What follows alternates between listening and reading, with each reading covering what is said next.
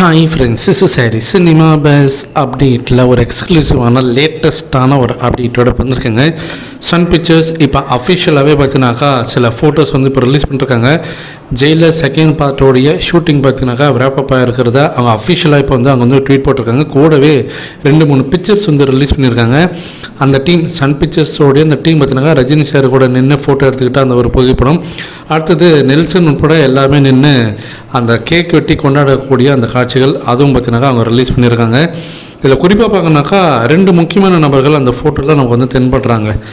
ஒன்று பார்த்தீங்கன்னாக்கா ரஜினி சாருக்கு ரைட் ஹேண்ட் சைடில் பார்த்தீங்கன்னாக்கா அவருடைய மகனாக நடித்த ரவி வசந்த். ஃபஸ்ட்டு பார்ட்டில் அவர் இறந்துட்டார். ஆனால் அவர் வந்து இப்போ இந்த ஷூட்டிங்கில் இருக்கிறாருன்னா கண்டிப்பாக ஃப்ளாஷ்பேக் காட்சியில் அவர் வராரு, அப்போ படத்தில் ஃப்ளாஷ்பேக் காட்சி இருக்குது அப்படின்றது நமக்கு தெளிவுபடுத்துதுங்க. ஒன்று.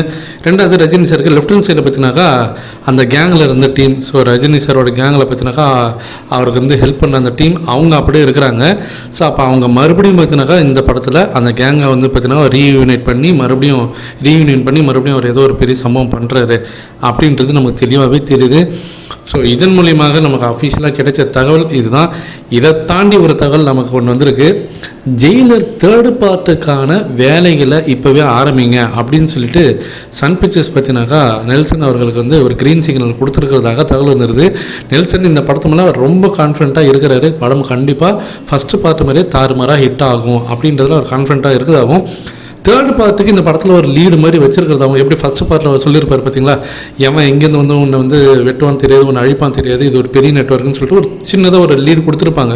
அதேமாரி இதுலேயும் பார்த்தீங்கன்னா ஒரு லீடு கொடுத்துருக்காங்க.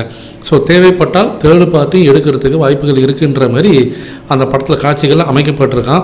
ஸோ அதனால் சன் பிக்சர்ஸ் வந்து நீங்கள் வந்து இப்போதைக்கு கொஞ்சம் கதையை மட்டும் ரெடி பண்ணி வைங்க, நமக்கு வந்து காலம் நேரம் சூழ்நிலைலாம் நமக்கு அமைஞ்சதுனாக்கா 3rd பார்ட் நம்ம பண்ணலாம் அப்படின்ற மாதிரி அவங்களும் ஓகே சொல்லியிருக்காங்களாம் ஃப்ரெண்ட்ஸ்.